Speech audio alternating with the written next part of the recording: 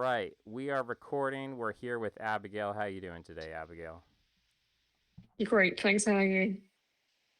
So, you are a freshly graduated student going to school somewhere. I don't know how much. I know do you know Amos Wolin on Substack?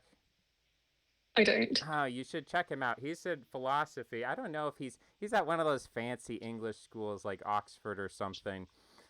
People are I don't know. I think that it's interesting because I still have this sense as an American that British schools are very good, and I know a couple of Americans who have gone over there, but statistically speaking, America is just a much bigger draw for international students than any other country, and I don't know what the rank. I don't know how you compare it. Is it if it's apples to oranges, or if you can, stand. I mean, I know there's PISA scores and there's ways to test high schoolers, but in terms of international schools, I mean, this is a big debate. I know I did an interview with a professor over there in the UK, and he's very conservative.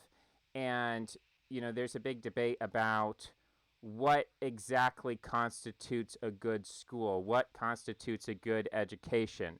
Is it, is there a moral component? Is there a practical component? Do you measure it in terms of the employment rate or the salary of graduates?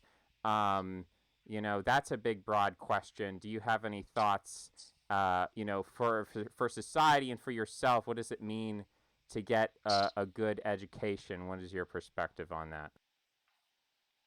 Um, I think that in regards to education, it's very much dependent on the individual receiving it.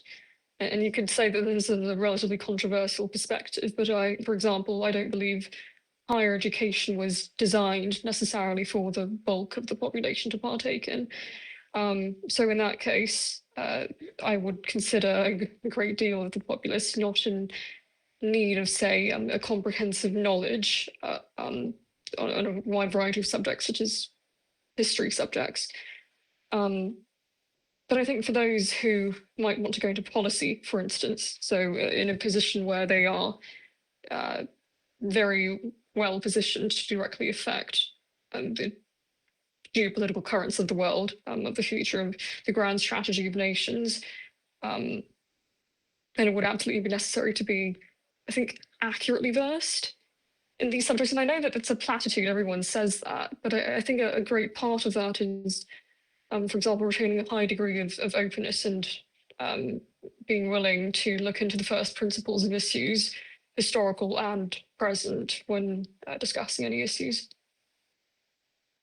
Do you plan to go into grand strategy and to direct the fate of nations, or be a part of, I guess, the government bureaucracy? In America, we have the State Department. I'm sure that Britain has its own equivalent to that.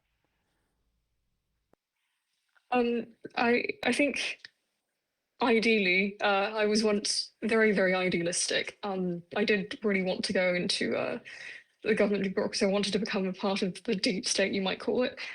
But I think there are ways you can affect policy without directly joining any sort of state actor.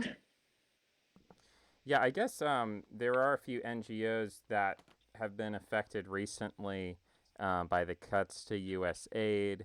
And I don't know how all that's going to shake out because there's been a lot of back and forth.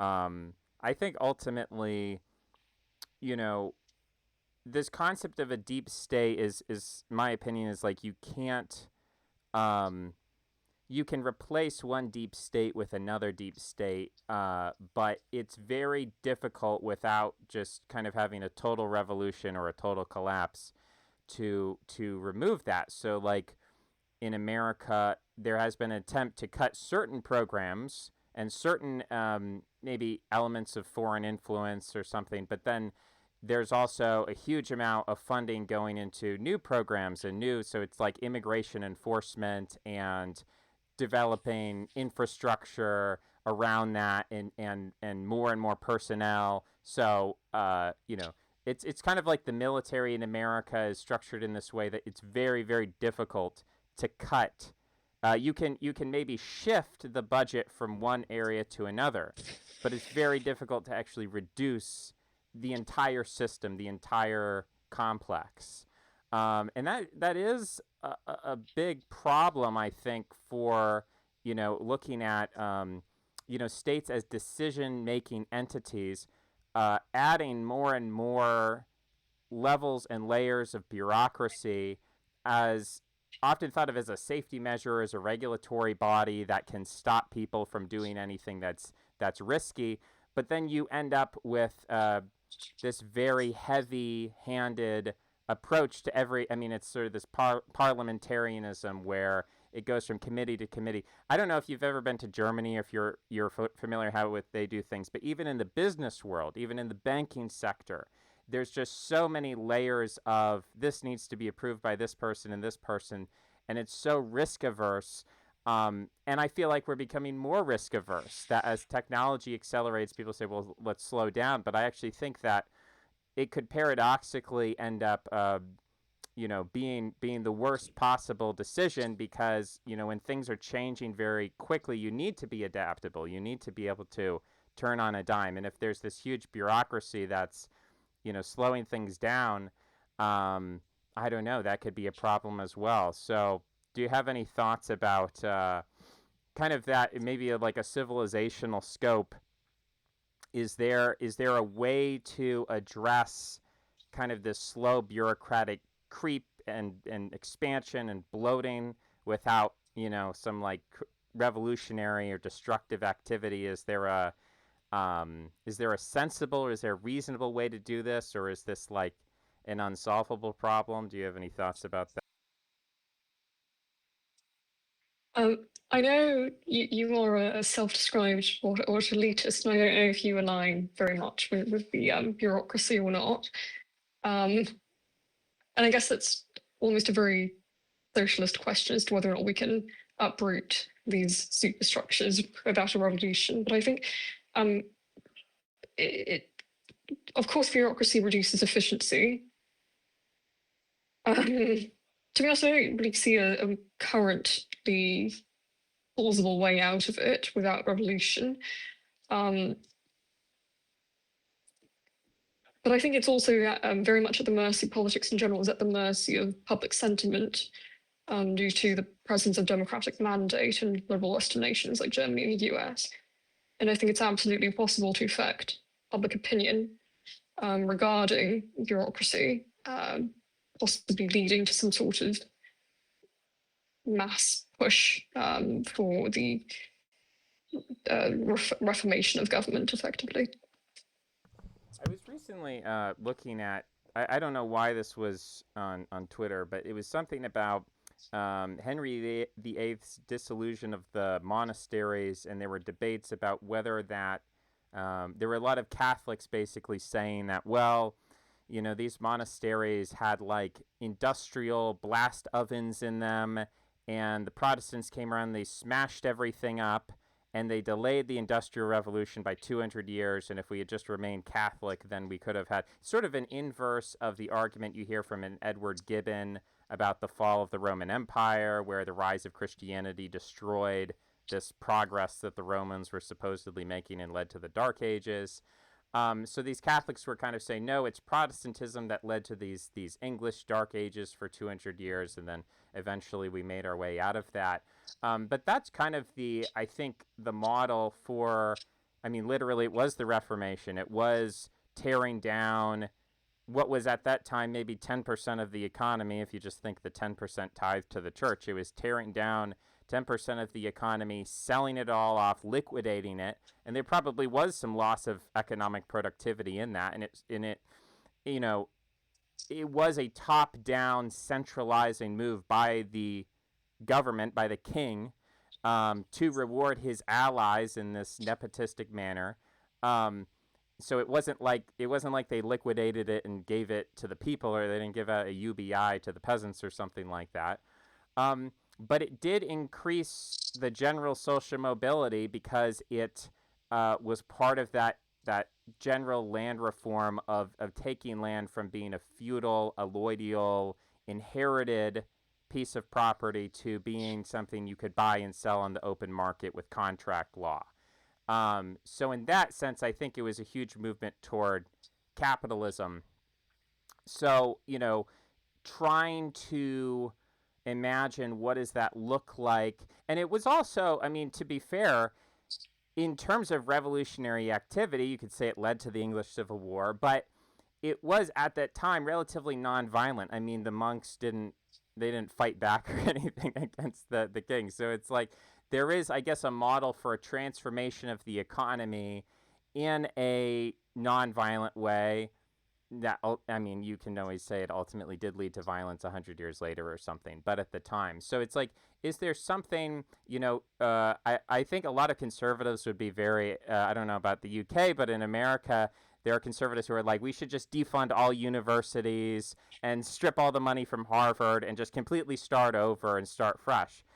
So is that kind of like, is that what that would look like in the 21st century? Do you have are you like sympathetic to that? Because the other argument is that, well, Elon Musk tried something like that with Doge, and it totally failed. So it's like, is it because he wasn't extreme enough?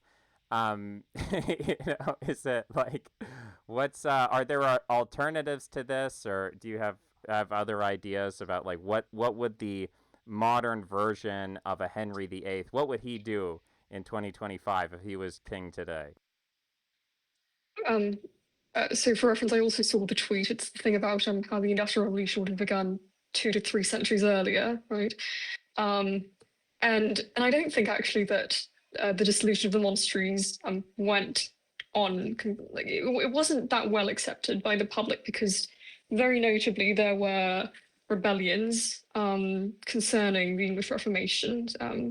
There was the Pilgrimage of Grace, the Prayer Rebellion, and a variety of other rebellions under Edward, Mary, and then Elizabeth, all concerning religion. So I don't really think that it was completely smooth. Of course, it did eventually end up being sustained, as history has proven, but it wasn't very well accepted at first. I think, like, at its heart, very much capitalism is sort of this emphasis on individuality. And I think I tweeted this a long time ago, but I have a theory that the atomization of sort of the sort of sense of identity has, well, it's kind of emphasized by the 30 Years' War, which is a century after the dissolution of the monasteries. But you see that very much with the relationship of these individual sovereign nations with the church, with the papacy. And of course, yes, the dissolution of the monasteries, you could see it as a precursor to modern day capitalism, in that sense. But I think if you really want to go into the historical sort of emphasis on economic benefit over, say, religious affiliation, then there's plenty more to talk about that. But in the modern age, I think there's the far more secular view on things. Also, it's the sort of moralizing attitude people have adopted regarding state action. I think really hinders any member of government to be as absolute as Henry VIII was. He was very notably quite convicted and unyielding. You see that with how he executed two of his chief ministers, both great advisors, Wolsey and Cromwell. And of course, with the recent Trump and Musk falling out, you don't really see Trump calling for Musk's execution anytime soon. I don't really think that would be exactly acceptable in modern society. So I think there's certainly that element of open absolutism that is lacking in the West, which precludes anyone from openly adopting the character of Henry VIII. Of course, as to whether or not they conduct a lot of politicking behind the scenes, I think is another matter. Right. So you're kind of saying it's well. What I'm interpreting, maybe this isn't what you're saying, but Mhm. what I'm taking and running with this is that in order to have a Henry VIII type figure, you would need basically a totalitarianism ideologically that maybe even the majority of people don't agree with, but that there is enough people within the government who are willing to support and execute his will that he could take those actions. I mean, you know, when you described him executing his advisors, I was reminded of Stalinist purges, and of course, wasn't as thorough as that, but still, um, and Trump, I think, rhetorically does point toward that in the sense that when a reporter says, "Are you considering deporting Elon Musk?" and he says, "Well, we'll have to look into that very strongly." And of course, Doge is this monster, and maybe we'll have to sick Doge on Elon Musk. And so, yeah, it's not to the point where he's calling for the execution of those people, but he does engage. His rhetoric points in that direction. Um, so there's I don't know. There's this element. It's a kind of a contradictory element where, in order to have so like obviously Henry VIII was an important figure in the history of capitalism. And you could say, in that sense, he's important for, individualists and libertarians, classical liberals, all those people who wanted to move away from the feudal system or retrospectively look back and say, well, capitalism was better than feudalism. They required a guy like Henry VIII. But in himself, I mean, his personality was totalitarian. It was very much about centralizing government and doing away with I don't know, individual local organic arrangements. So there's that sort of contradiction. I think that's also there with Trump, where people look to Trump as maybe he's fighting. There's this tension of like, is he fighting this entrenched swamp? Is he creating a new entrenched swamp of a that's just more loyal to him? Um, yeah, I mean, it's difficult to know, and there does seem to be a lot of people who support him with that in mind. Another example of this, maybe for the Brits, would be Brexit, where maybe the intention of people, and you probably would know more than me, but people voting for Brexit, I think a lot of them had this implicit idea that Brexit was a referendum on immigration. That if we get out of the European Union, then we'll be done with refugees and with immigrants, and it'll be Britain first, and it'll be back in the pub with our smoky bacon crisps, and the lion of Britain will rise up and roar, and will rule the seas again, and whatever. And of course, they got out of Britain, or they got out of the EU, I should say, Brexit, and then Mhm. immigration skyrocketed to the highest levels ever. So it's kind of like, whoa, hey, people voted for this thing. It was also a non-binding referendum, but they voted for this thing. They technically got, on the surface, the thing that they voted for, but the actual implicit underlying kind of cultural superstructure that people were looking for, it was actually the opposite. It was this inversion. So I think in some ways, like, um, there's been a lot of that kind of potential for inversion with Trump, with COVID, with immigration, where maybe voters think that they're supporting localism or they're supporting conservatism. They want to go back to some halcyon days, when they were kids and things were simpler. But actually, kind of things roll on inexorably in this direction that I don't know, a lot of people find horrifying or scary, and I think there is something scary about dissolving the monasteries. There's something scary about millions of people migrating. I mean, it's frightening to people, and I understand that intuitively why people are frightened by that. Um, but it does. I do find that a lot of these political movements end up ironically subverting themselves and like against their will, just kind of figuring out a different way to get to almost a predetermined conclusion or teleology.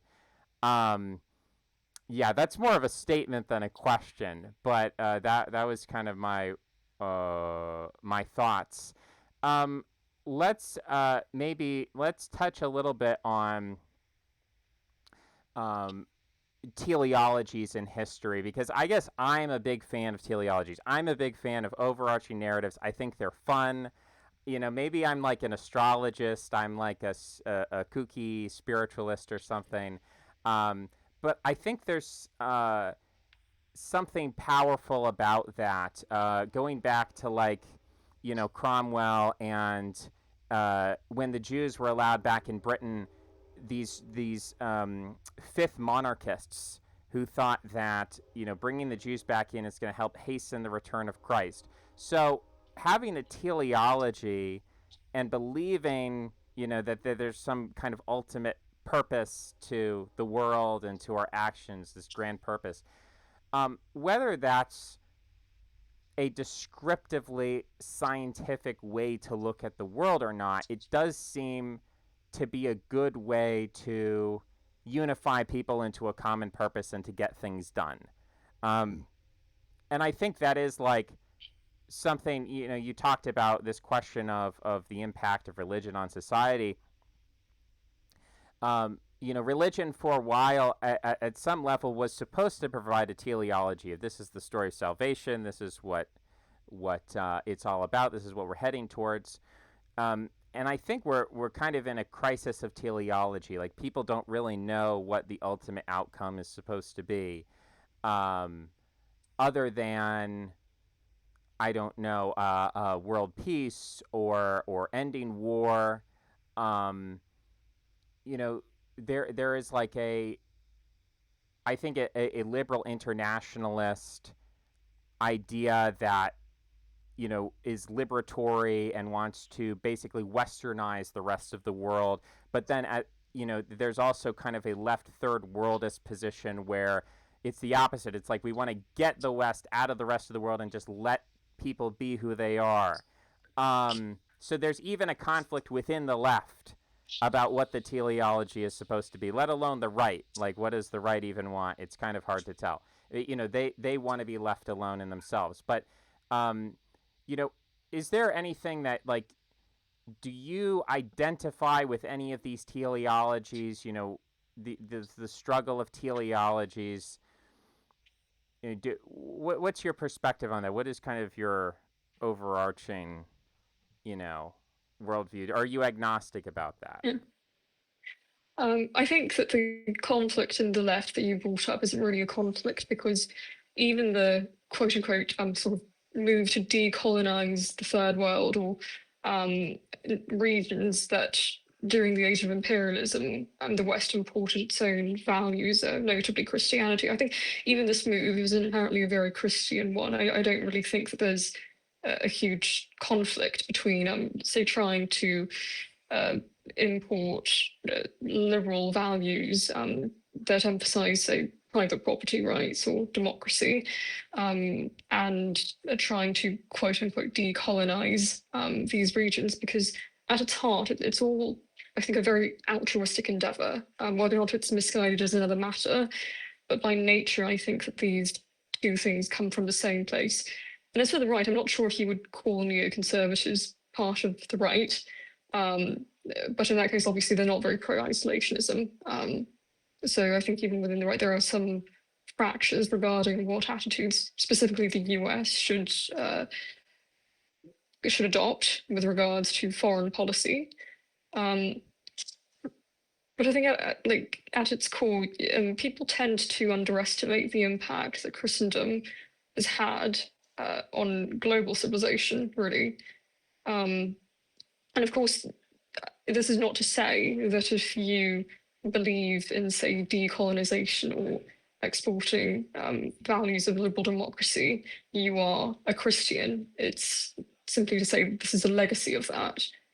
I think if you want to think about things, efforts that have occurred in the past, my worldview is that everything is at its core, or most of it is, in fact, deeply Christian.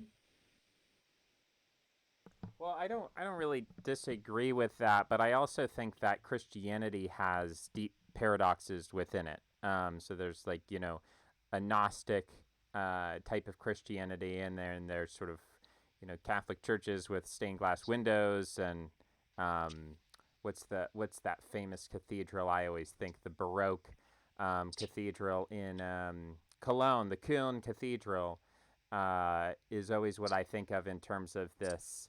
Uh, you look at how detailed and so these like fractal patterns.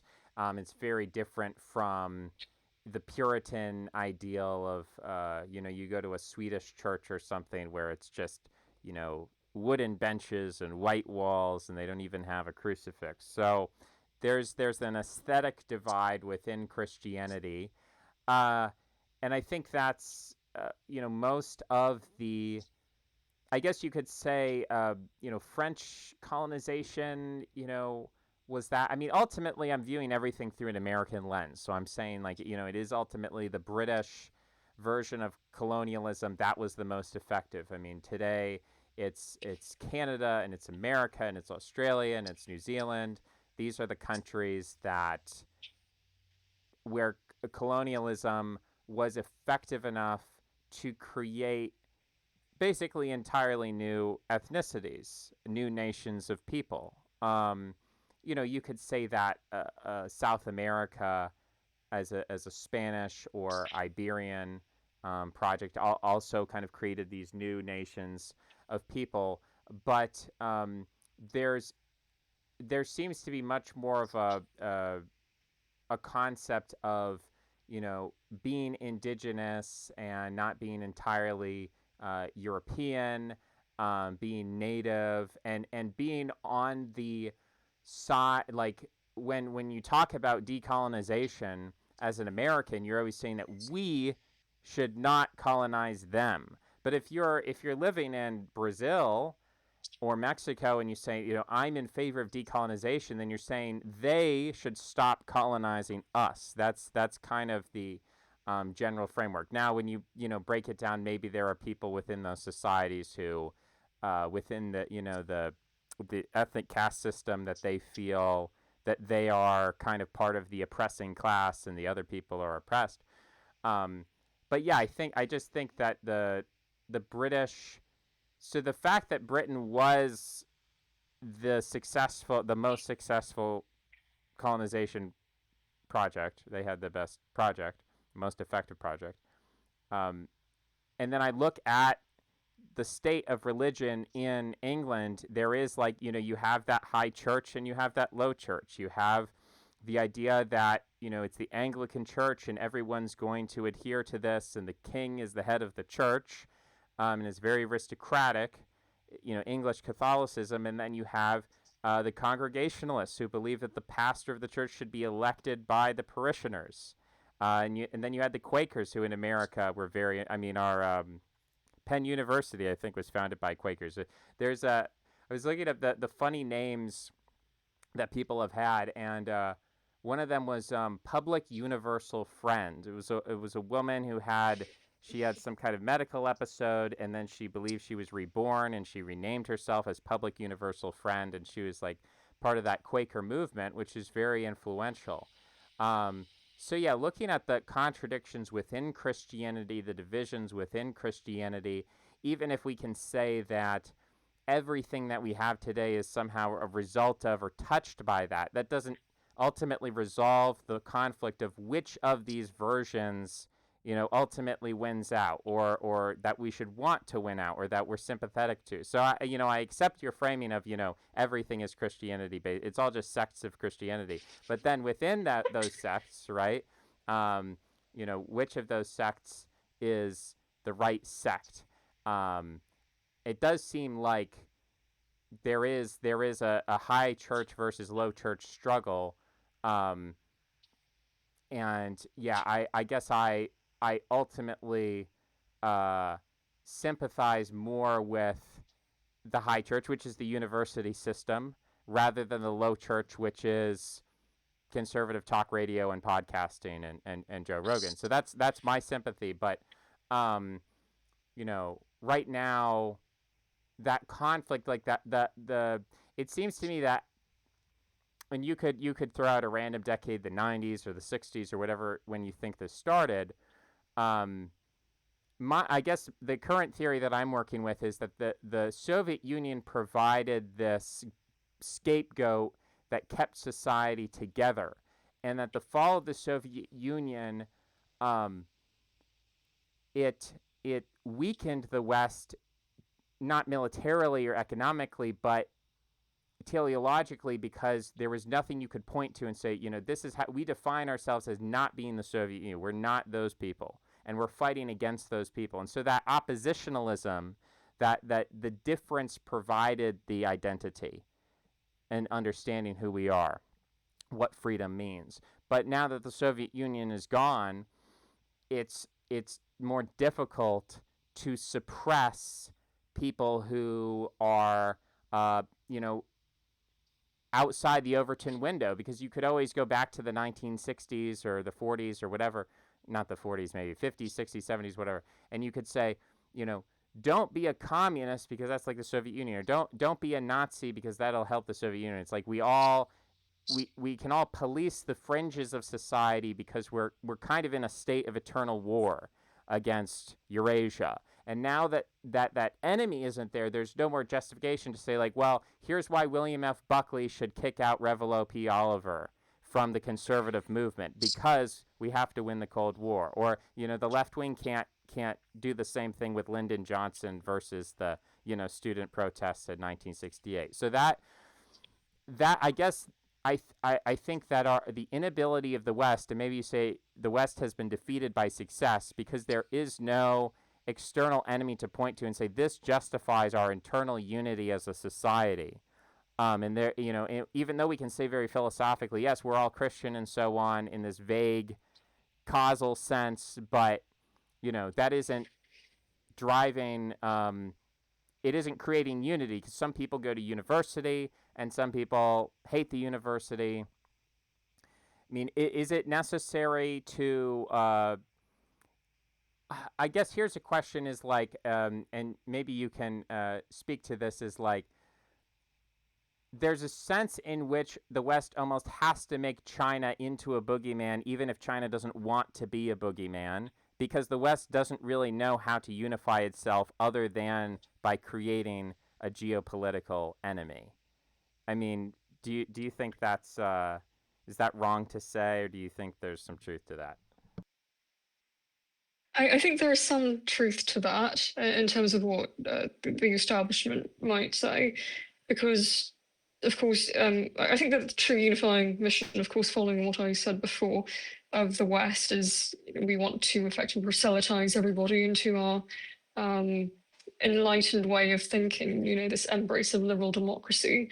But that is a very positive pursuit, and historically, positive pursuits tend not to be as unifying as negative ones. But as for the need for a boogeyman, I think you absolutely see this with a newer age of Westerner, wherein the boogeyman is not any entity in Eurasia, but it's their own nation. It's the US. It's the American empire. So they denounce these aspects of their own identity, I think, and that is a very unifying cause. And I think you absolutely do see this, especially on university campuses with younger people, because I think especially with, I mean, you could say it's the sensationalism of the media playing everything out, but of course in the last decade also you do see politics becoming incredibly polarizing. But also this has been quite successful for the respective parties, because of course, like with all media, if you aren't sensational, you don't have an audience.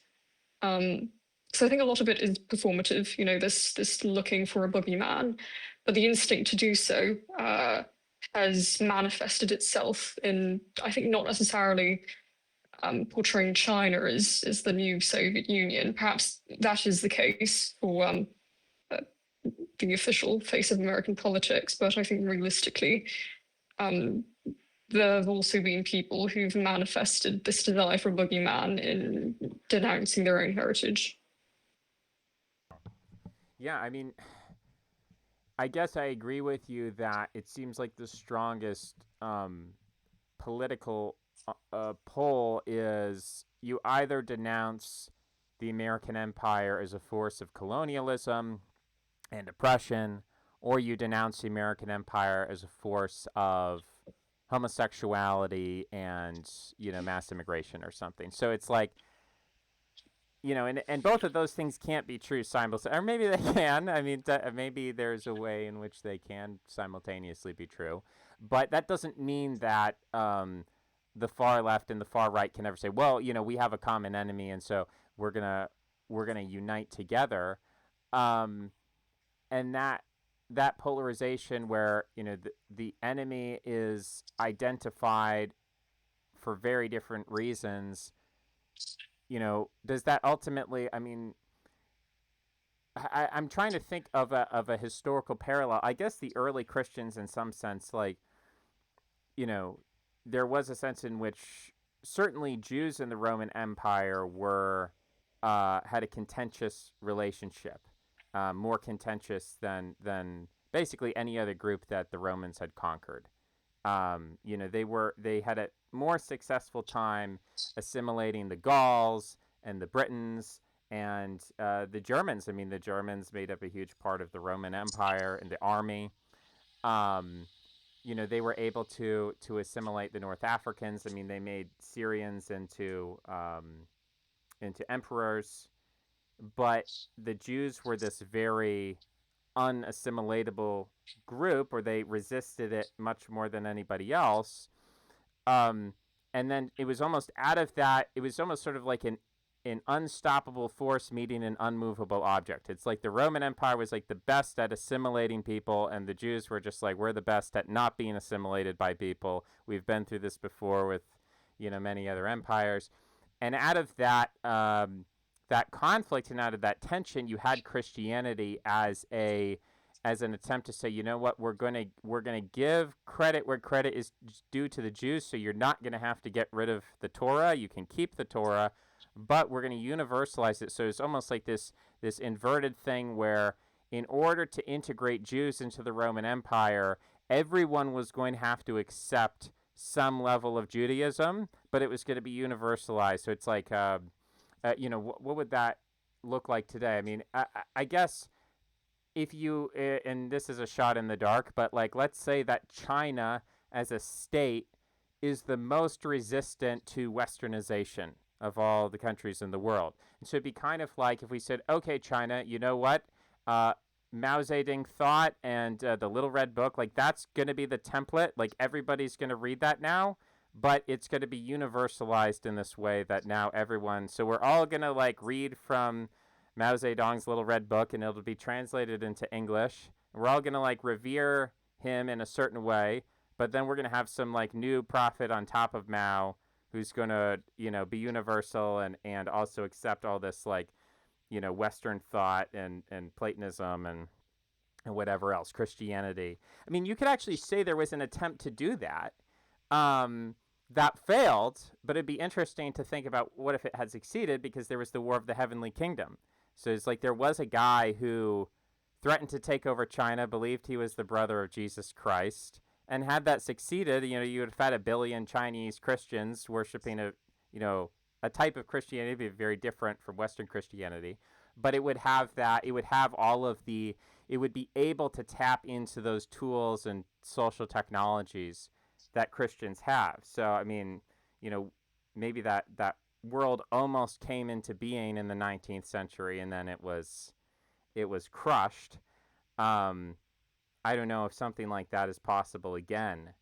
Um, but that's my first thought, trying to take that question of westernization today as an equivalent phenomenon to Rome, as a force for assimilation, and then asking like what are the forces in the world that can't be assimilated as an antithesis, and then what is the synthesis between the assimilatory powers of westernization and the sort of anti-assimilatory.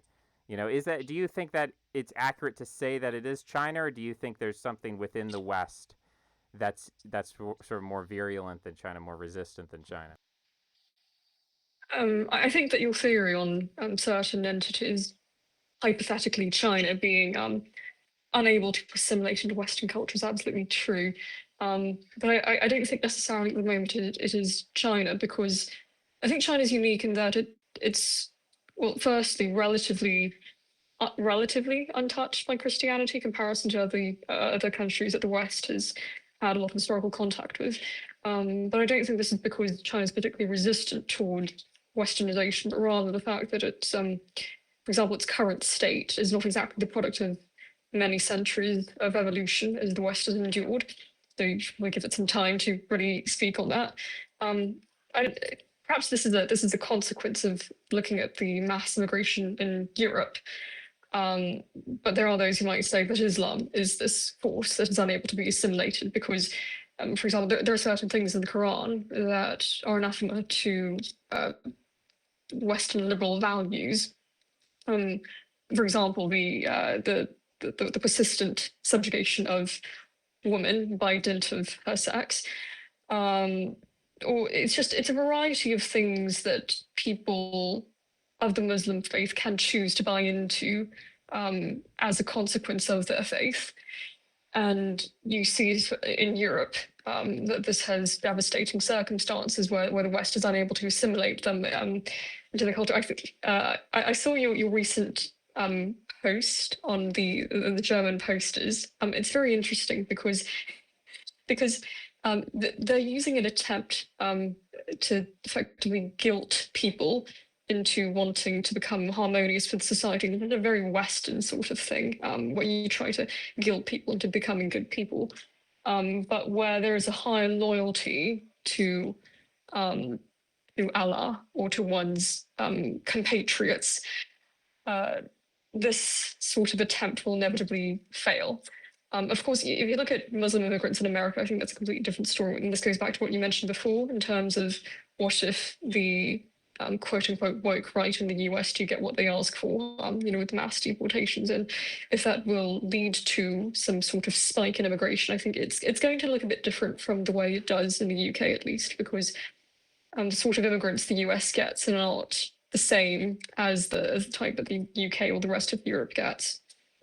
But in any case, I think like the thing with China is that it's the sort of strongman posturing, and I don't know how familiar you are with Chinese propaganda, but it's very much appealing to a sense of historical national pride. This nation that stood for what they believe to be 5,000 years, this continuous civilization. I don't think this is completely at odds with the Western proselytizing effort.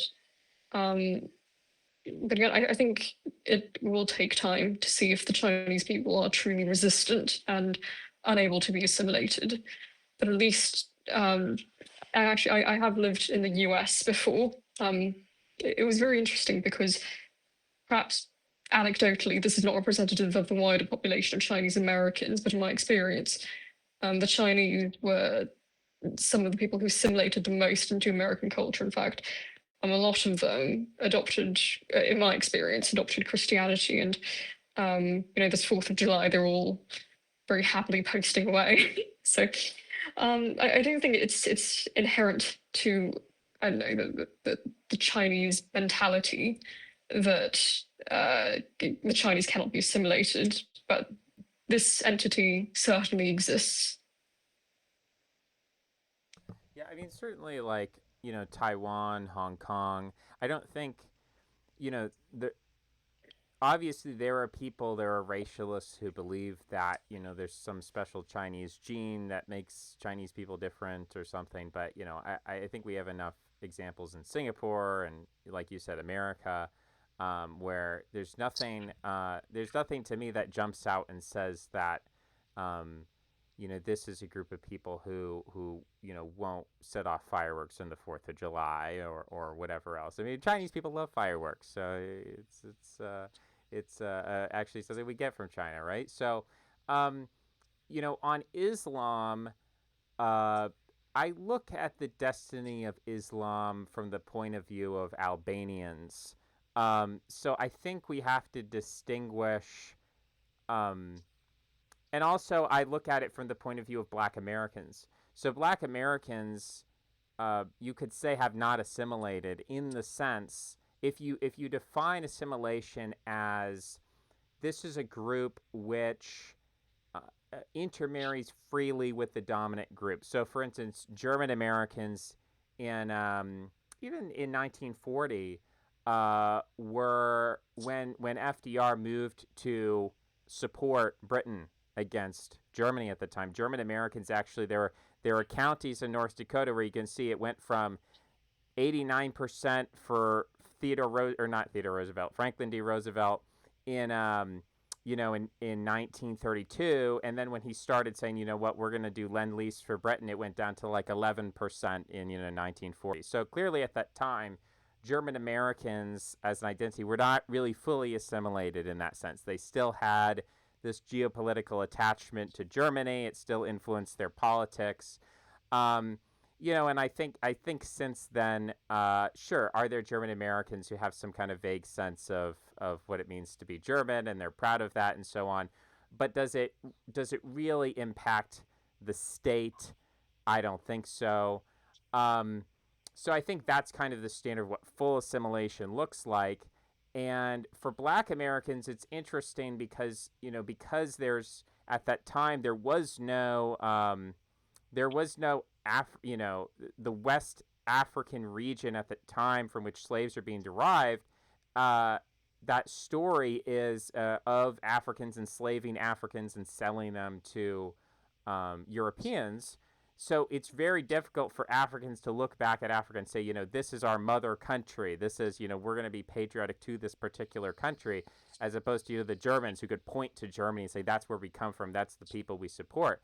So, African Americans, they don't have that like international sense of their origins, or if they do, it's very ambiguous. It's very continental, and so they've had to forge a sense of Black identity that is almost native to the United States, in the same way that white Americans and Australians and New Zealanders and Canadians all forged their own national identities. But Black Americans forged that national identity, and they remain non-assimilated in the sense that they adhere to that. It's reflected in their voting patterns. 88% for Democrats, and maybe that will change over the time. I mean, maybe they will become assimilated in time, and that will go away.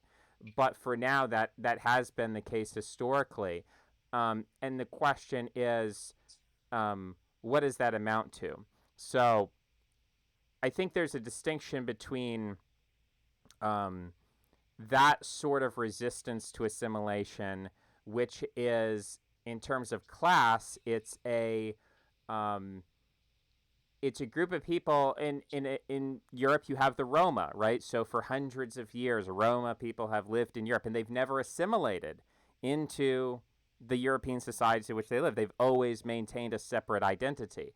But is that a threat to the state?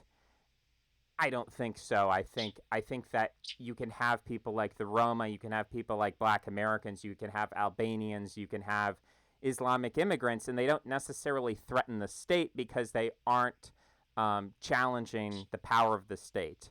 And it seems like there's a difference between that and talking about a group of people who refuse to be assimilated, and they also have some power. So it's like, China has power, or going back to Roman times, it's like, the Jews, for whatever reason, were convincing the Romans to stop eating pork, and like, so they were popular, or they were in the same way I think that a lot of Westerners fetishize Buddhism. I think there was that kind of fetishization of Judaism. I mean, Heliogabalus wasn't Jewish, but there were the dynasty he was a part of, the Severan dynasty, like they regarded Abraham as one of their patriarchs. So, not to get into the nitty gritty with that, but I guess that's my focus, is not just saying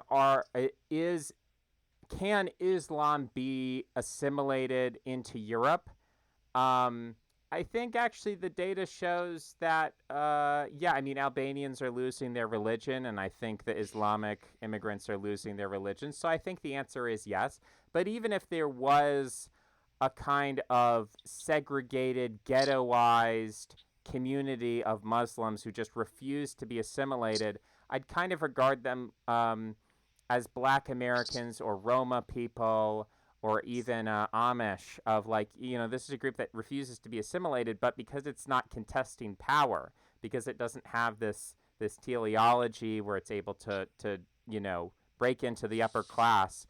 Compare that, by the way, with Hindu Americans and maybe also Hindus in Britain. Of You have very recent immigrants who are breaking into very important positions of power. I think the CEO of Microsoft or Vivek Ramaswamy.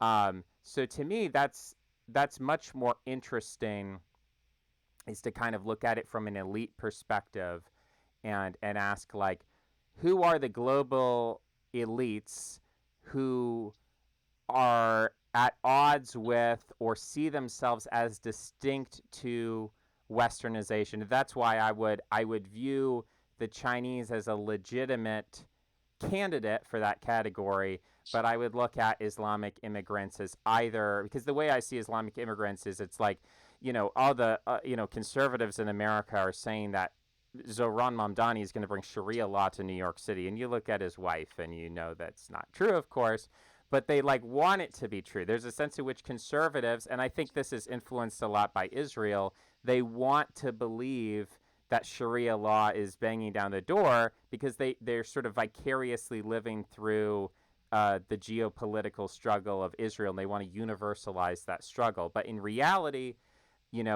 Islamic immigrants, they either maintain a low class status and remain unassimilated, or if they break into the upper class, they become assimilated. Um, and so it's like, are there identities which can compete within the upper class and still maintain their sense of themselves? I think sort of I see the Chinese as having that potential. I don't know, I could be wrong about that. Um, and it's hard to see other groups as having that same sort of thing. I'm actually, I wouldn't call myself a scholar in a professional sense, but I've read a lot of Hindu texts and interviewed a lot of Hindus. And I find Hinduism to have a lot of mythological substructures that are really compatible with Westernism. So, I don't know. People could that maybe that's a completely different debate outside of the purview of what we're talking about here. But um, yeah, I guess I'm kind of asking, who are the new Jews, because Jews are actually pretty assimilated within America. Now, with what's going on with Israel, that's a different thing. I don't think Israel has the capacity to really. I don't know. That I guess opens up a series of questions we could ask about. We're looking at a far left that hates America and thinks America is a force for colonialism. We have a far right that hates America because it believes that whites are being colonized by non-whites, and both of those groups seem to be very mad at Israel for opposite reasons. And but at the same time, Jews are assimilating. I mean, they're intermarrying in the West. So I don't know. I don't know what to make of that. Um, Britain is kind of at fault here for, I mean, America and Britain. I don't really see, when people say to me, like, oh, you shouldn't just equate America and Britain. They're two different civilizations or something. I don't really fall into that category. But um, yeah, I mean, the British relationship with Israel, it's like, in some ways, it set the conditions for the founding of the state of Israel, but also was kind of a villain in the story of Zionism and sort of opposing, having an oppositional relationship with the Irgun. Um, so yeah, I don't know. I'm kind of all over the place, but I'm really trying to just give Yeah, you I as get much it. Yeah. material to deal with as possible and try to figure out what your perspective is. I think the thing about Mamdani is that he's obviously in the elite class in America, people will tend to be a bit more secular. I think also if you look at the self-professed Catholics or Protestants, like devout ones, in the high level, the legislature and the judiciary, I think a lot of it, and this may be controversial, but I think a lot of it is very performative. And I think the Mamdani thing is that I don't think he believes in Sharia law at all. But I think he is very much playing that hand where he has obviously Muslim heritage to his advantage. So he's appealing to a section of his voter base that he knows will find that as a convincing reason to support him. And I think he's absolutely aware of that, even if he isn't convinced of the doctrine itself. And I think I wouldn't really want to conflate the US and the UK, especially with regards to Islamic immigration, because I think, and you do see that the data show that Islamists in the UK are a far greater problem than people of Muslim heritage, whether or not they are actually practicing in the US. And in the UK, the whole thing about Pakistani grooming gangs and the justification being that non-Muslims are effectively infidels. And of course, it's not to say that every Muslim in the UK believes this, nor is it to say that that Islam absolutely demands this, but it is a very, very convenient justification that a considerable section of society does seem to buy into. And I think that in and of itself is very consequential, because even if one is not a member of the elite class, which one may prefer to be fully in power, the nature of the democratic mandate as a consequence of the West being the West will naturally have its effect. So, for example, I don't think Mamdani, for instance, is completely in control of his own image. So, for example, if he were to renounce Islam completely, it would be believable, but you could also see how it would be quite detrimental to his reputation, at least with his own base. And I think in a wider sense, you could easily imagine the same thing with other members of the ruling elite, wherein their personas are very intentionally cultivated, and a lot of it has to do with what their voters want to see. So politics is frequently the slave of public opinion, I think is what I'm getting at. So whether or not a particular race or a faith can be effectively integrated into Western society in the US or in the UK, I think is very much a consequence of who the constituents are, what the demographic makeup of the nation is. As for Black people, I think that's a very interesting thing, because it's not, I think unlike the Jews, Black Americans have a very sort of nationalized identity. Like they're very much tied to this notion of slavery and reparations and historical oppression and systemic racism. And I think with the Jews, it's kind of a bit all over the place, because obviously the Jews have existed as a group for far longer than Black Americans have. And if you buy into the hereditarian argument, a lot of it is also the fact that the Jews have been quite successful, largely as a consequence of their cognitive abilities, which have, on average, been superior to much of the nations they have been members of. Whereas Black Americans, on average, do not tend to succeed as well as the average American, regardless of race. And I think there's obviously sort of resentment that breeds from that. So if you can play your hand in terms of racial resentment for slavery, like racially based slavery, then I understand it completely that they'd absolutely want to take advantage of it as much as they possibly can, because otherwise that would be to concede some fairly uncomfortable truths that I think the Jews are simply not really required to face, because again, there is this significant gap in cognitive ability. Right. I mean, I guess we're looking at Islamic immigration and the grooming gangs, and there's this populist or popular problem where, I mean, I see it as, I guess my model is like, in America, the 1350 statistic regarding black crime and these, we have no-go zones in America more so than Europe. I mean, does Europe have places with high amounts of? I mean, I was in London, and I remember just walking around. I think I don't remember what neighborhood I was in, but I was walking around, and there was a fire station, and there was a couple of white British firefighters, and there was a class who had gone on a field trip to go talk to the firefighter. Happens in America as well. They go talk to the firefighters. Fun little school field trip, and every single one of the kids was not white and from some other country. I assuming Pakistan, could be something else, but I saw that, and at no, walking around, these bazaars and the places where they're selling clothing on the street, and I was the only white person there, and so I felt like I was essentially in a non-white country at the time. Now, I go a couple hours outside of London, and I'm in the countryside, and it's a very different situation.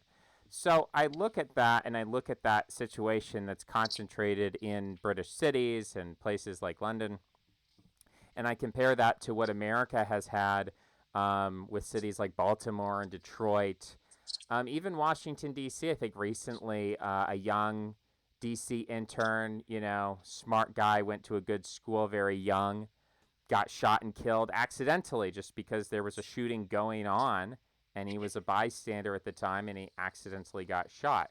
So in DC is probably the example where you have some of the richest people in the world, most powerful people in the world, living right next to um, places that are very dangerous, places that have a high crime rate. So we have that in America, and people have been complaining about it and upset about it, and it animates white flight since 1954. You've had basically internal migration, mass migration of whites out of these cities into suburbs. Um, and that's how people have dealt with it. But I don't, even though it is, you could call that a problem of assimilation, and you could call that something that has impacted politics. I mean, Richard Nixon got elected on a platform of law and order, and his that Southern strategy goes back to Goldwater in 1964, and that's continued to be part of the Republican platform is law and order, and BLM was clearly a very popular protest movement, and there were a lot of negative polarization that came out of BLM of people.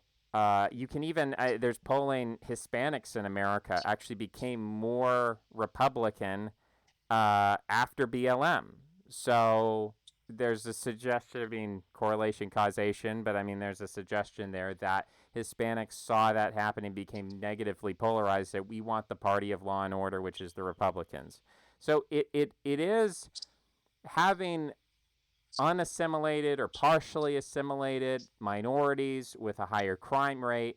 It impacts politics in America. Um, but I guess I'm I look at that and I see it kind of as a side issue in terms of 20,000 people a year are dying in car crashes, and so the fact that 500 white people get killed by minorities is just not very salient to me. I understand that it impacts political rhetoric, and maybe the way that policing occurs and so on is impacted by that. But in terms of, I ultimately don't think that a crusade against black crime in itself is able to unify Americans or provide Americans with, you talked about kind of the positive versus the negative identity. It's like positive identity is like, we're going to make the whole world Christian. Negative identity would be like, we have to stop, these we have to stop the Soviet Union, right? So I don't think that having but maybe I don't know that the demographic situation in Britain. I mean, there is ultimately a threshold where conflict would actually become salient enough that it could kind of animate a teleology. But I don't know. I look at like Reform in the UK, at least right now, and their line on immigration is like, we want a Canadian system, and Canada has like one of the highest immigration rates in the world. So I don't know. It almost seems to me like the conflict is between maybe the leftist approach is to say, let's just let in all the third world immigrants, and anyone who complains about it is racist. And then the right wing approach is, we need a Canadian system that some people say is jacking up real estate prices, and then what we're going to end up with is a society that's demographically transformed, but we have a low violent crime rate. And those seem like, I don't know, maybe the two competing visions, but neither of them on the face of it sounds especially appealing. So I'm trying to think about that's why I sort of bring up the idea of like, one idea is we could make China into a boogeyman and fully militarize or propagandize in the way that we did against the Soviet Union. We could say like, guys, we have to defeat China, and therefore we have to build AI, or we have to defeat China, and therefore we need to reindustrialize. Something where you can say, because of this enemy, we have to unite. We have to start building megalithic projects and terraforming the moon, or going to Mars, whatever. It's like those big projects, that unification, the dissolution of the monasteries. I think that there's a huge amount of potential that is I don't know, like I don't know what percentage of it, but I keep seeing these crazy figures. The NHS has a similar situation in America. It's like, it's projected that by 2050, like, and I could be wrong off about the specifics here, but I think it's by 2050, 50% of consumer spending, just average regular consumer spending, on healthcare. 50% of spending on healthcare. It's like, and then we're also getting just fatter and fatter. Maybe Ozempic solves that, but it's like, whoa, we're all fat and we're spending 50% of our incomes on healthcare. This seems like an incredible waste of the technological potential and the wealth potential that we have. And to solve those problems, it does require these kind of like sweeping, big moves.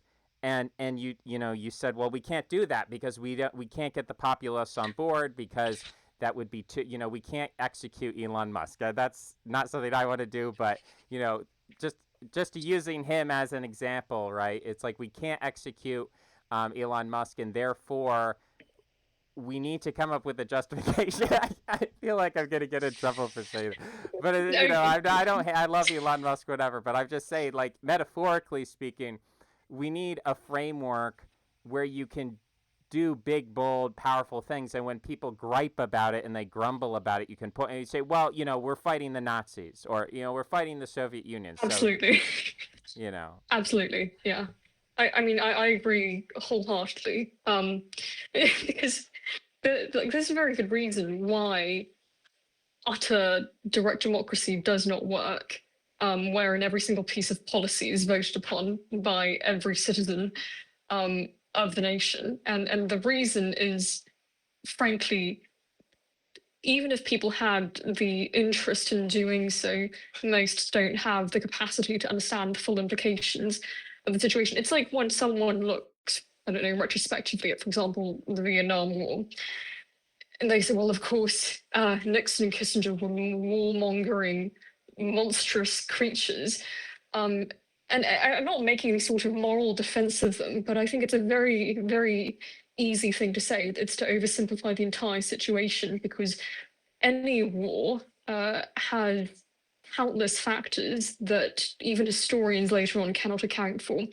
I mean, I don't know if you've ever read Clausewitz, Karl von Clausewitz, the Prussian general who wrote a book called On War.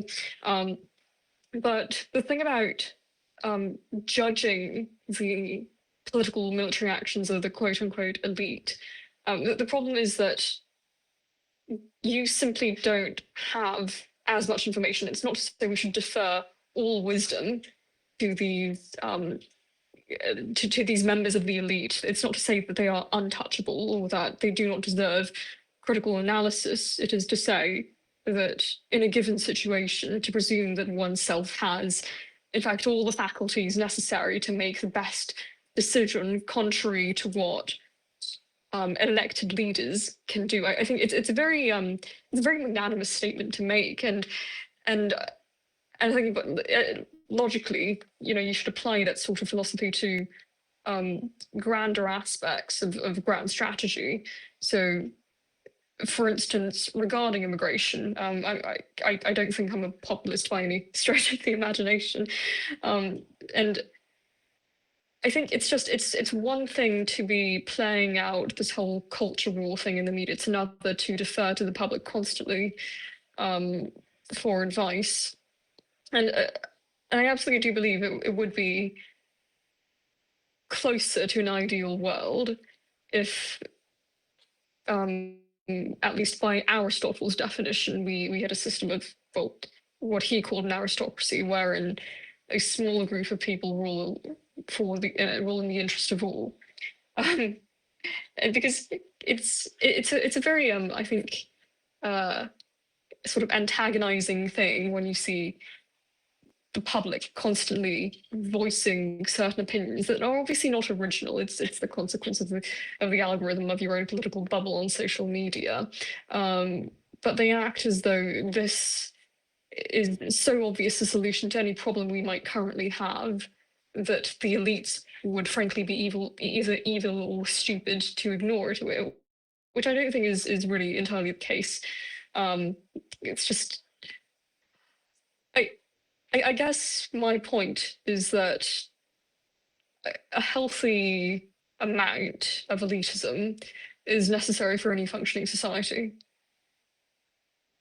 Yeah, I think that there's a crisis of confidence that can't be overcome if there's not a ideology that you can point to that justifies, it legitimizes the ruling class, um, and it's especially important in the modern world, in which uh, it it's not just that people are literate. I mean, there's some people saying we're becoming less literate, but it's the media technology um, make it make it very easy to have a podcast and to appeal to people's senses. It's almost like and I think there are people who are self-described MAGA communists, and they would probably agree with this. But in some ways, I think like uh, MAGA today or right-wing populism is like one of the most successful working class political movements, not judging it by its return on investment, not saying that Trump has delivered material gains to the working class in America, but that it's been successful in raising uh, class consciousness along the lines of they are the elites and the elites are bad and we are the working people and the working people are good. That kind of philosophy, I mean, you go back to William Jennings Bryan in the early 20th century, and you could even say FDR, was part of that. But FDR, by creating the infrastructure of the New Deal, and then Lyndon Johnson with the Great Society, uh, you uh, the class consciousness idea that the elites are bad and should be opposed as a class, um, that was really ameliorated. That was really, I mean, there are a lot of economic arguments against FDR and Johnson and unions, but I think sociologically, those reforms meant that uh, communism, socialism, left wing populism, or right wing populism really wasn't part of the political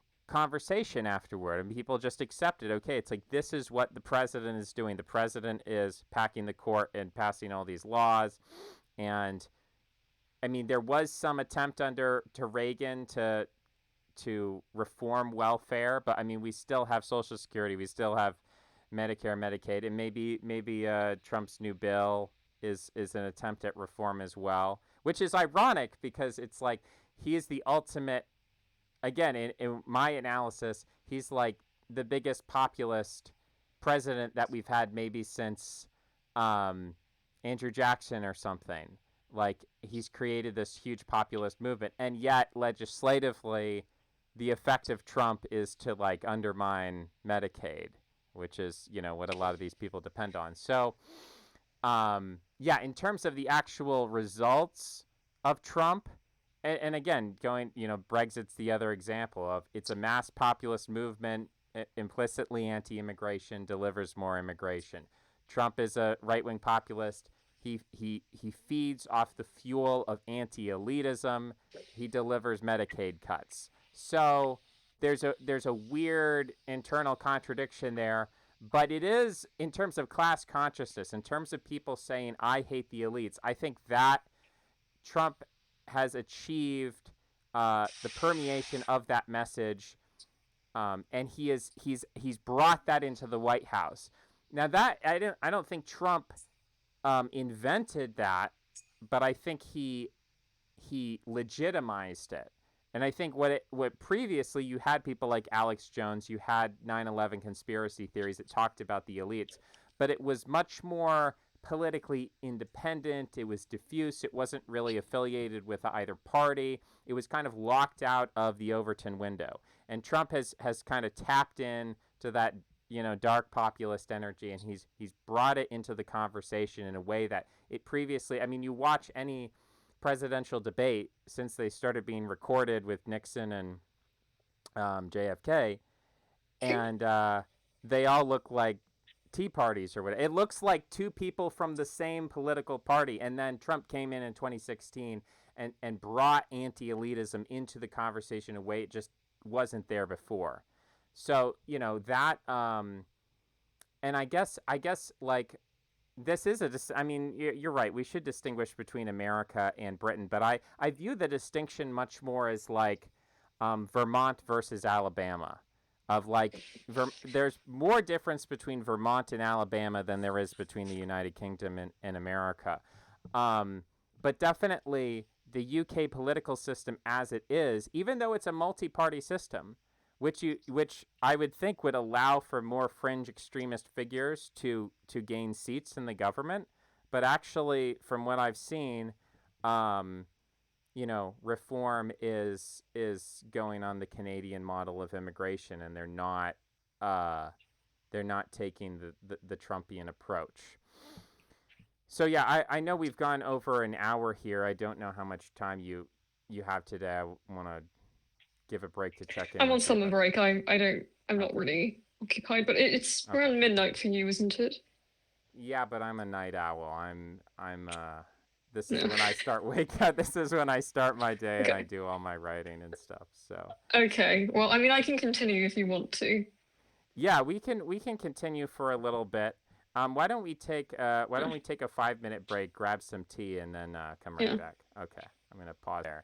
So your question for me is, what's been my intellectual journey? No one asks me these questions. I do a lot. I've done 80 interviews with people. No one's really interested in my intellectual journey, and that's fine. I think that people being interested in those sort of things, it requires that you demonstrate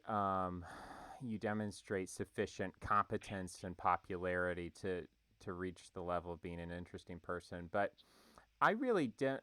It's hard for me to take 18 as an arbitrary figure because um, uh, I guess that year has no significance for me politically, but the year I would say was significant for me would be like 12, 13, 14 years old is when I started to think about politics. I started to think about Israel and Palestine and, um, neoconservatism and abortion and North Korea and Iran and war and all of these all of these problems.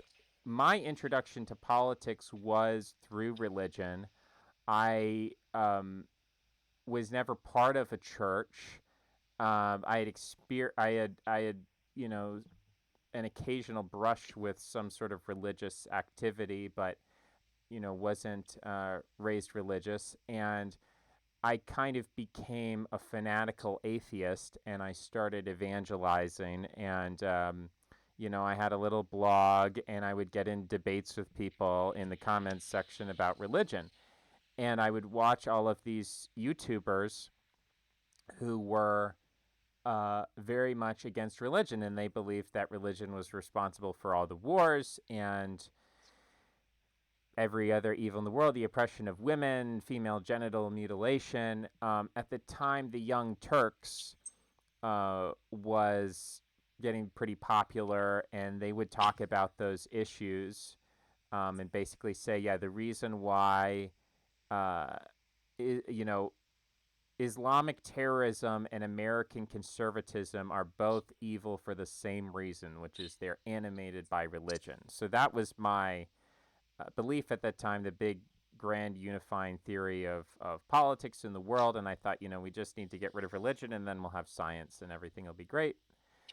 And I started to get into libertarianism as the idea of applied atheism of if you believe that it's bad for a dogmatic church to control society theocratically, then what about having a government that tells everybody what to do? Isn't the point of science that we have the freedom, the independence, the individuality? We can say what we want. First Amendment, the right to offend people, and government is a threat to this. So if we, and looking back at the American founding, the idea that uh, that libertarianism and secularism are intimately intertwined because statism is a kind of religion. All of the artifacts of statism and the government, there's a mythology, there's a founding myth, there are saints, there are founding fathers, there are the sacred hall of the Supreme Court, and all of this is, as you said, it's evolved from Christianity. So the secular state, the nation state, it's a religious phenomenon, and it should be opposed as an irrational structure in the same way we would oppose Christianity and Islam. So I got into libertarianism, and I started to have problems with libertarianism. Um, I guess I started to have problems with it because I started to feel like it was a religion in itself. So I started off being an atheist, saying like, well, what if we took the logical arguments of atheism and applied them to the government? Then we would actually realize that the government kind of is like a secular church, and that justified libertarianism. And then I would be online with my libertarian. Well, they were, it was a parasocial relationship. I'm like a teenager. I wasn't actually like engaging in conversation, but I'm sort of passively consuming all of these videos about Ludwig von Mises and Austrian economics.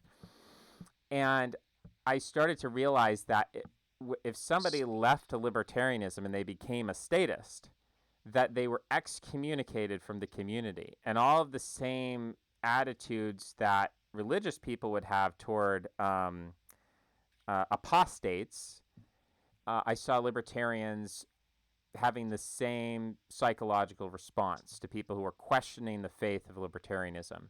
So then I started to think, okay, well, maybe libertarianism is a religion, and I was still using that framework of, atheism good, religion bad, religion is irrational, we want to be rational. So I was like, okay, well, statism is irrational, libertarianism is irrational, and these are both religions. And so, what is the alternative? And that's when I started to say, like, well, maybe the problem is humans are irrational, and whether libertarianism is economically best or not, even dogmatic libertarians, even people who should know better, still act like religious fanatics. Um, they still excommunicate people, and they get emotional, and they send death threats, and they do all these nasty things. So this is just, people are nasty and yucky, and no matter what ideology they're operating under, Nazism, communism, libertarianism, doesn't matter. And so, what do you do about this? Well, you try to make the world a less yucky place. Is libertarianism making the world a less yucky place? And when I started thinking in terms of yuckiness and irrationalism, then I said, well, uh, the the yuckiness of the world seems to be increasing. We seem to have an idiocracy, um, and people are getting dumber, and everything, and people are getting fatter, and so we do need some sort of uh, state that is going to be able to fight. You can call it degeneracy. You could call it bureaucracy, inefficiency. We need a state that does have some sort of populist mandate or message, and it can legitimize itself and get into power, and then do all these great reforms and things that need to be done. And then the question is, what is that? What is that thing? And and even before Trump, you had inclinations, or you had visions, and I'd love to actually work on like a historical paper and kind of lay this out for people, like all the events that were going on. But you had um, the Ferguson riots, and that was something where it was a big conflagration. And even before that, I think the Trayvon Martin killing was maybe even more significant on a national scale, because I remember being told at the time, by teachers, and saying, George Zimmerman is a white racist. And I would be the only kid in class who even knew about the case to say things, because most kids, like, they don't care about politics, they don't care about anything. So it's like when the teacher would get up there and say, hey, class, I want to let you all know, George Zimmerman is a white racist. And I would be like, looking up, and I'd be like, that's not true. He's Hispanic. And so I would get in these arguments. Um, and I felt like at that time there were a number of things happening, whether it was the election of Obama, or it was the case of George Zimmerman and Trayvon Martin, or it was the Ferguson riots. This span from 2008 to 2014, I could feel, even though my peers and my teachers had no clue what I was talking about, I felt that there was an implicit whiteness to American society that was being subject to critique and pressure. And this pressure was not yet visible in people's consciousness. If you transport yourself back to this time and you would talk to people about these issues, I mean, you just kind of get a blank-faced response, or it wasn't even the arguments that I was having with people. They were not even threatened by what I was saying. Versus, post 2016, present day, now it's in the public consciousness. So now it's a red tribe versus blue tribe issue. But at the time, I did kind of feel like an alien coming down to Earth, and or trying to describe water to the fish or something like that. It wasn't like the things I was saying. Maybe they were controversial in an abstract sense, but it wasn't. The reaction I was getting wasn't any more controversial than when I stood up and said, we should all be atheists and science is better than religion. Like I wasn't really getting a lot of pushback. And I was trying to anticipate where the culture was going, and what was going on. And I thought, we've had this implicit white racial cultural backdrop to American society that there's a lot of civility and there's a lot of politeness that people are willing to engage in where they are, when Hart-Celler was passed, it was like, this will not affect the demographics of the country. It's a symbolic measure to show that we're open-minded and we're inclusive and whatever in an abstract theoretical sense. But there wasn't yet at that time enough practical impact. Now, immigration's a different issue from civil rights, which was very impactful and which was very violent. And you had George Wallace and you had Nixon and Southern Strategy, right? But in terms of the new evolution, there's kind of a model of like the current era of wokeness that you could say lasted from 2014 to, I don't know, 2022, and now it's in decline or something. That's an iteration in a long series of American religious revival movements going back to the 1600s or something. That every 75 years or something, maybe it's not that regular like clockwork, but you do have these ebbs and flows of religious revivalism.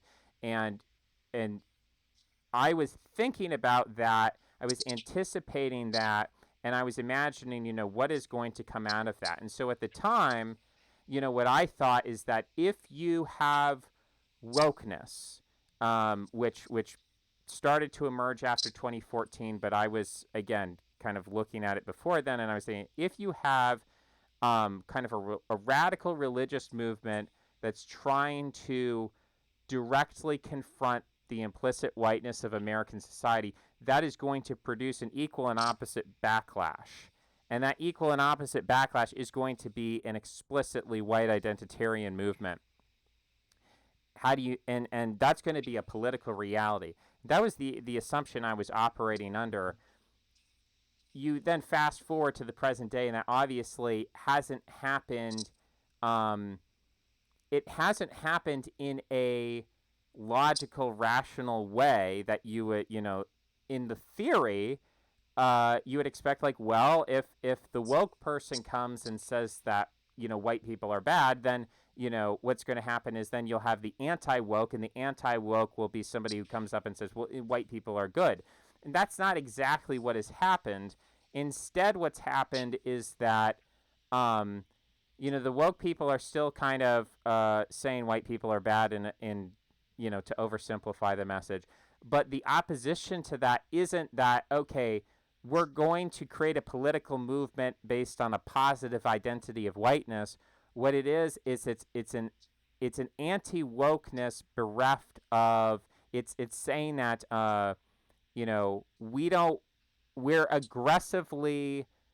we're wanting to go back to 2010 or 2005 or 1995 or whatever. We want to go back to a time when these issues weren't at the forefront and they weren't talked about, and we can be civil and we can be polite about this. And the enemies and like the scapegoats and who's been attacked for this is like Mexican immigrants as the end all and be all, or Venezuelans or whatever. Like Hispanics are being attacked as like the great boogeyman, is like Hispanics are coming in and they're transforming the country and they're destroying the country. But it's on all of these like technical legalistic justifications. They're doing it illegally.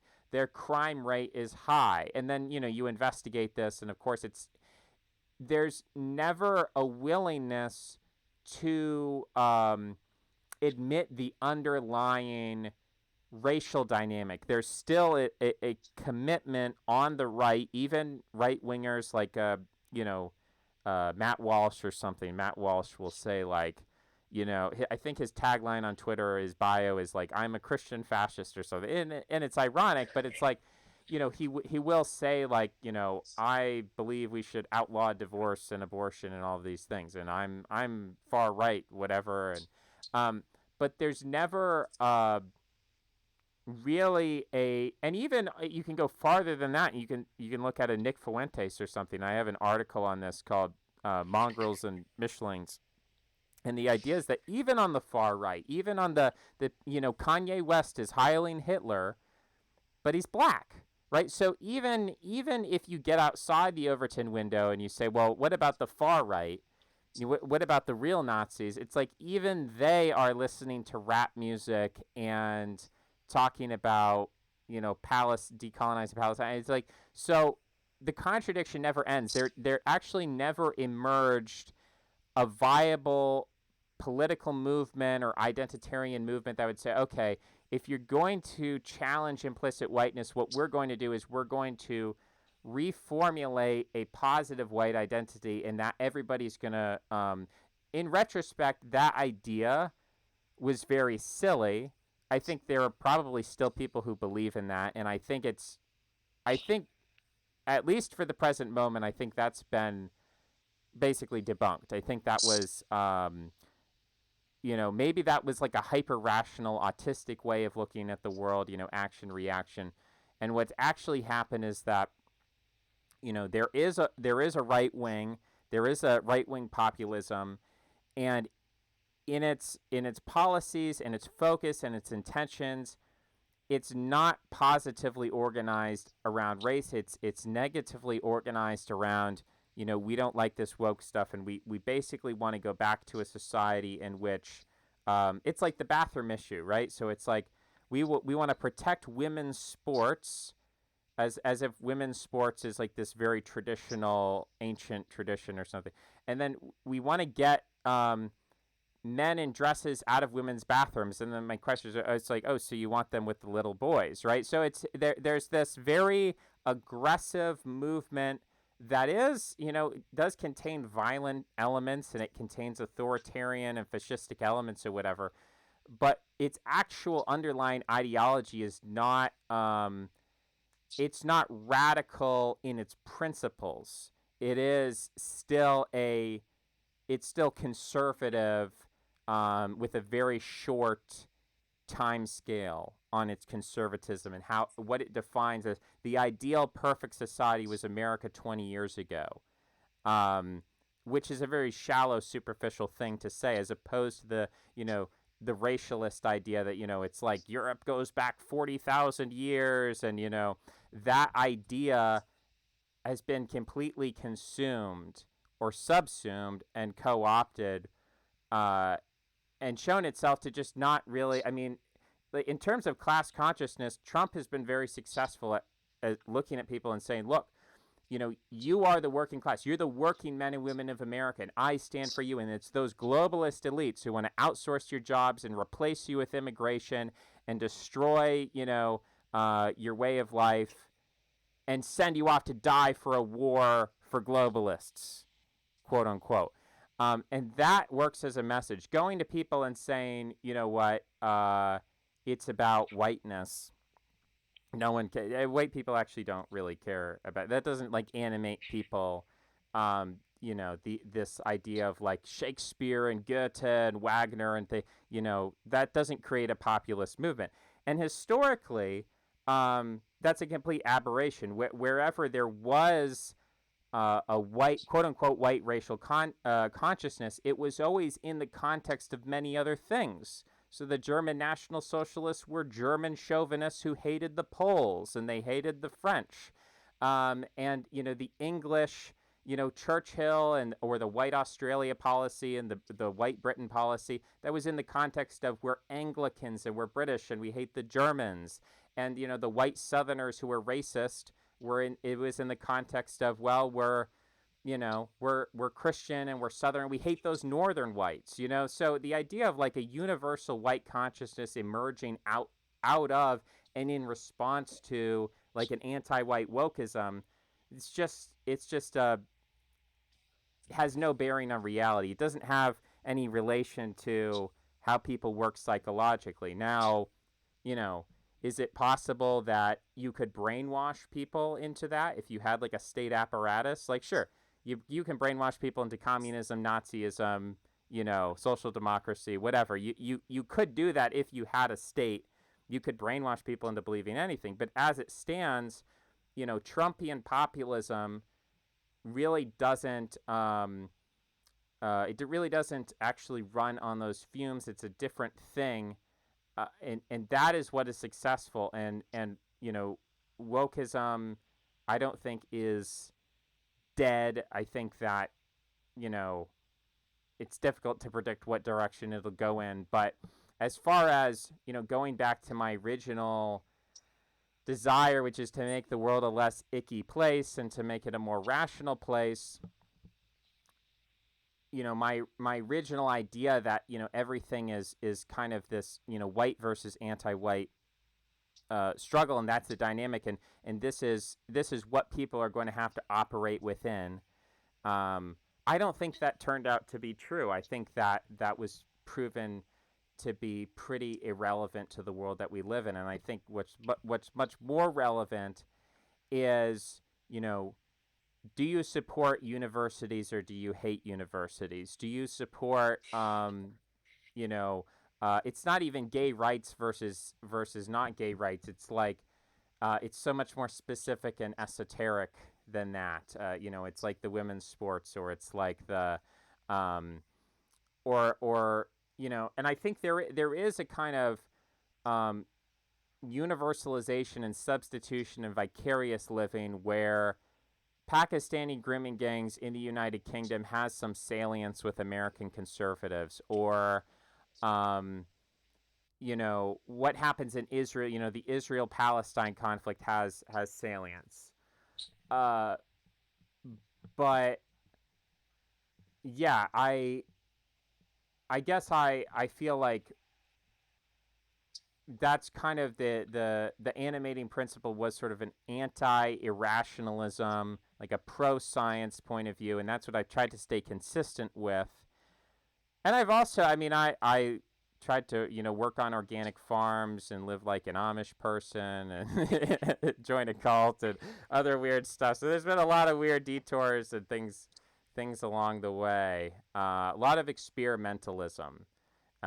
If I had to sum it all up, that's been where I'm at. Now I'm trying to be coherent, and I'm trying to be a little bit deeper, and I'm trying to say, okay, like let's look at this broad swaths of history and how things operate, rather than just being stuck in, you know, well, if Obama got elected, then what would the opposite of Obama be? And then that'll be like the backlash to Obama or something like that. I don't actually think Trump is the opposite of Obama. I think actually in many ways they actually share a lot of characteristics and policies or whatnot. And aesthetically, Obama's much more polished or whatever. But there was actually a lot of populist energy behind Obama. He had a huge electoral mandate. Um, I follow Peter Zion, and he actually says that we should look at George Bush as a populist. And you could also say Bill Clinton was relatively populist compared to what came before. So clearly, there's these long-term trends that are going on, and I think that everybody, especially young people, I try to be really understanding people who are 18 now, and the tendency of young people is to look at whatever is going on in the last 5 or 10 years and to make that the totality of and to base all of their predictions for the future based off that. I mean, there's kind of a myopia to youth, which is powerful and which is useful in certain senses, as opposed to old people who, are very stuck in their ways and honestly very selfish in the way that they, think about things. But, young idealistic people, they have a tendency to take 5 years of history and to universalize that and to make all sorts of crazy predictions based off that. And maybe that's not the best way to do things. And maybe we need to take like a bigger picture analysis. And I think that's the value of history. So I don't know if that really answers the question of, or how well that answers the question of how I've evolved politically since I was 18. But that's pretty much the story. I don't know if that's Thank what you you. were expecting. Yes, that question. Um, I think it was what I was expecting very much. I'm just that Well, I predictable. mean, although I feel like that last bit on how you're sympathetic towards young people was a bit platitude, but I'll let that slide. But I think it's just you do see this on a larger scale with people of older generations as well, living people of older generations, wherein their entire conception of human history goes basically back to 1939, and that's it. So, for instance, you cannot talk about German history, you cannot talk about Wagner, and cannot talk about Kant or Hegel in a meaningful way without somehow bringing in German nationalism of the 21st century. For instance, I particularly love um, Bismarck, and I enjoy studying 19th century nationalism in both Germany and other countries like Italy, um, and yet in a discussion with your average person, it always somehow goes back to Hitler, which is, I think, it's not very enjoyable, to be honest. But I sympathise with you. Actually, I was wondering because a lot of what you said, I think, feels like it comes down to anti-theism rather than simply atheism, and your insistence on scrutinising your own allegiance, say, for instance, to libertarianism, is almost religious in and of itself. Like this constant almost compulsion to determine whether or not you are being religious. Is that not religious? I would contend that it's not necessarily bad. People will have a religious instinct, and this can manifest in tribalism, in group preferences are always out and about. Um, but why are you so insistent on not being religious in any manner, shape, or form? It all goes back not just to Christianity but to Judaism, which is about deconstructing idols and being very vigilant that you're not accidentally worshiping idols, and that no one you're affiliated with, and you would never marry somebody, and you would never talk to somebody or share a meal with somebody who worships idols. So there's a lot of vigilance about that. In Judaism, and I think that I was just reading some Christian canons. I forget which synod or council it was. It was 305 A.D. It was in Spain, and they were talking about how they're going to keep the Christian church pure and who's allowed in the church and who's not, and they're getting into specific government positions because they considered some the Flamens of Rome were considered to be pagan, and so they weren't allowed to step foot in a church until a 5-year period after repentance. And they get very specific with it. They get very detailed with it. But yeah, that idea of being pure, and I guess my religion has always been science, the belief that there is this path of truth, and this is what blesses us. All of the prosperity, all of the power that we have comes from science. So we need to honor it. We need to keep the science pure, and these impurities from these religions need to be rooted out.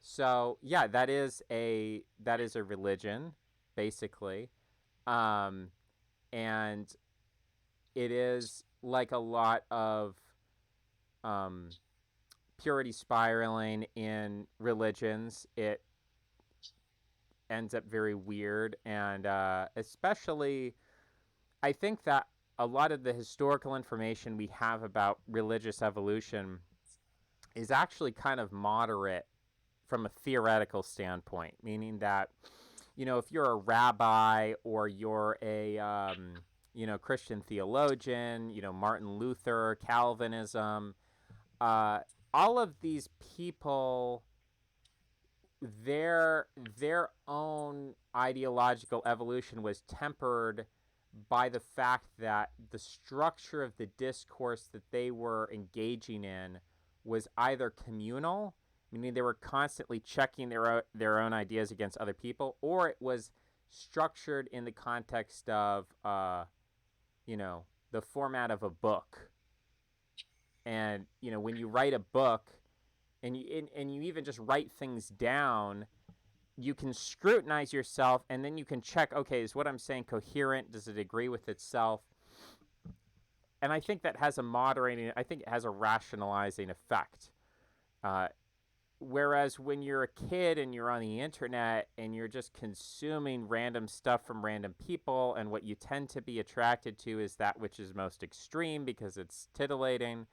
Um, and you just sort of grab bag consuming all of this stuff, but you never have to articulate. Like nobody ever challenged me. I would get in debates with teachers and friends and stuff, but no one challenged me because I had a larger assemblage of facts. I'd memorized more dictionaries. So they would, I would say, some fact about Winston Churchill, and they would say that's wrong, and I would say, well, I've read these books and you haven't, and so I'm a better authority than you are. And so I didn't have anyone who, and I wasn't really engaging, the people I was engaging with in like internet debates also weren't very intelligent. And so I wasn't situated within an academic setting where someone could sit me down and really Socratically challenge my beliefs, and say like, okay, well, you have this perspective on the world, but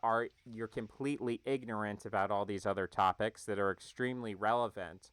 And if you're going to try to predict the future and you're going to try to make a model of history and what's going to come, you should have a lot of um, examples and parallels, and you should be able to uh, as best as possible, go back and say like, okay, well, this event is similar to this event, and so I hadn't studied medieval history. I hadn't studied Chinese history. I'm still not experts in that, but I think that if you this is why I think academia is so important, whether or not, I mean, that was kind of one of my initial questions, is like, is there a better model for academia?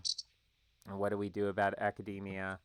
Um, I really think that it is important for people to be surrounded by people who are as smart as them or smarter than them, who have, because just being the smartest kid in school, um, does it's kind of bad. It kind of generates a lot of arrogance and uh, and just unjustified. It's not exactly Dunning Kruger, but yeah, I think it's important for people to be to have their ideas rigorously challenged. And I just didn't have a lot of opportunities as a young person for that.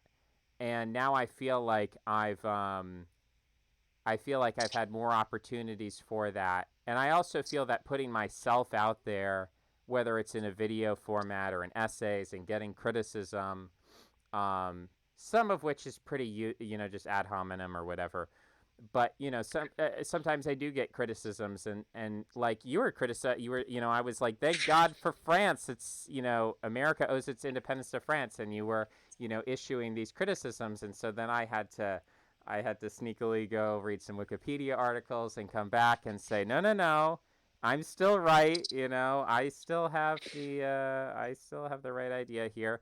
But if I hadn't been challenged on that, I would have never read those Wikipedia articles, and then I would have never, known those facts. So I think that, being challenged is how we learn, and the only way you can be challenged is you have to get in the arena. The arena is academia. I think it is a tragedy that people are dissuaded from that because they think academia is too ideologically hegemonic or dogmatic.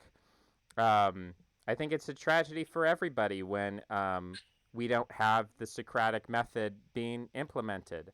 Um, but on the other hand, maybe to go back to our point about the crisis of authority and the ability to get things done, um, in some ways, uh, a Socratic culture is a culture divided against itself, which doesn't have the internal unity to get things done. And ultimately, the legacy of Platonism in Greece was the Roman conquest of Greece, uh, you could say, or even, maybe we have to put in Alexander the Great as the interregnum. But there's a strange thing about Alexander, is that he conquered the East, but as he conquered the East, he wanted to Easternize. He wanted to marry off all his generals to native princesses or whatever. He wanted to reverse assimilate the Greek aristocracy into those native societies, um, as the way to solidify his conquests. He thought that's the best way to do it, and there's a logic to that. But you know, on the other hand, you have to say like, well, what about the value of being Greek? And so being a universalist, uh, I think in some senses comes like there is a kind of Socratic culture of critique. There is a crisis of authority that is intertwined with uh, the Socratic method, and it's there is like a kind of alchemical sacrifice being made here. There is something being lost when you expose everything to critique, when you challenge everything, every dogma. Um, there is some pain that comes out of that, and yeah, there's a loss of identity, there's a crisis of authority, a loss of certainty, and ancient Greece isn't alive today. I mean, as a culture, as a nation, certainly, I think every country in the world basically owes something to Greece and to those men who are willing to like be bold and to question everything and to conquer the known world of the time. Um, so obviously, I'm grateful to that and I'm loyal to that, but it's also like there is a self-sacrificing element where to be truly loyal to philosophy, and I really think ultimately there is no distinction between philosophy and science. I mean, that's the Greek conception. But to be loyal to that, to be loyal to the truth, there is something a bit self-destructive about it. And if you really want to preserve yourself, and this is kind of where I go in the transhumanism debate, is that if your ultimate desire in life is to preserve yourself, then you have to oppose science, because science transforms us, and we do lose ourselves and we do sacrifice ourselves in that process, whether it's through immigration or whether it's through the loss of religion or whether it's through modifying our genetics so that um, we can be human animal hybrids and have cheetah bodies and put the brain of a human in the body of a dolphin or whatever. That's theoretical, but historically, I think it does produce like there's kind of a donut model of civilization where the cauldrons of the greatest uh, intellectual progress end up kind of burning themselves out and destroying themselves and becoming, hollowed out. But like an exploding star, they kind of eject their energy into the world, and then the rest of the world kind of. I mean, you could say that's sort of what Judaism did. Is Judaism sort of self-destructed in a way and created Christianity? Um, at least for 2,000 years, the nation of Israel was not a sovereign state. So, is that now happening in some senses with the West? Is the West kind of imploding? But in that implosion, it's kind of ejecting all of this energy into the rest of the world, and the rest of the world is going to become westernized. There's a parallel to be made there. Of course, America is a lot bigger and more powerful than Israel was at the time of the Roman conquest. I mean, that's kind of an archaeological question. What was the historical power of Israel? And I think Arthur Toynbee uh, includes it in what he calls the Syriatic civilization. And the kingdom of Assyria was a very powerful world hegemon at one time, and Egypt. I mean, relative to the known world of the time, not the physical globe, but what people conceived of as the world. Egypt and Assyria were global powers from their own perspective. So they sort of did implode, and they sort of created Judaism, and yeah, you have these like this kind of like fusion reactor of culture, where civilizations keep collapsing, but in that collapse comes these beautiful things. I mean, I think that the Iliad is beautiful, but it's also a story about, you know, the collapse of Trojan civilization. There are no more Trojans unless you believe the Aeneid, in which case the, you know, the Romans are the Trojans. But, you know, whatever. That's that I wonder, you know, if someday that could happen where, in the same way that people sort of LARP as, you know, we're the inheritors of Greece, so we're the inheritors of Rome. You know, there's going to come a point at which people will claim like, yeah, there's going to be some far flung civilization that's going to be like, yeah, we're the real Americans, we're the real, you know, like the Romanovs. That's not an inherited name. They came up with that name in Russia to say like we're the real Romans, you know, like the Holy Roman Empire. So, yeah, I wonder if at some point people are going to say, yeah, no, we're the real Americans. I mean, that kind of is already happening with like Vivek Ramaswamy going around saying like, you know, in Rome it didn't matter what your skin color was, everyone could be part of Rome. It's a bit anachronistic, but he's kind of myth making and projecting these ideas across time. So that's probably already happening. You know, Vivek Ramaswamy being like, "I'm a real American, and we gotta, you know, stop those European socialists from being woke or whatever." That's probably already happening in a sense. Um, well, good job turning the interview around on me. Um, I know we've been going now for 2 hours, so I don't want to take up too much of your time. I know you're on summer break. We can always, if you'd like, continue this conversation another time. I thought it was pretty interesting. Of course, uh, you said you were not surprised by what I had to say. So, but I am surprised at some of the things that you've had to say. That's an artifact of me not well, I write a lot. I put a lot of my thoughts out there. So I think I'm fairly transparent. But you have two articles. They're entitled "On Free Speech and Democracy, on Morality and Power." We really didn't actually get to them, but maybe some of Oh, those really? themes came through. Thought there was one on nationalism. Okay. I'm looking at your Yeah. I see from what I can see here. There's only two disappeared. Oh. Oh, right. Yeah, no, the second one is on nationalism. Okay. Um, so I forget I wrote it a long time ago.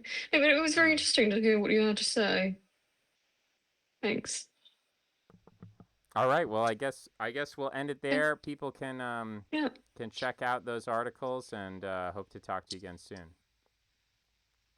We'll hope to talk to you again soon as well. All right. Take Bye. care. Bye bye. All right.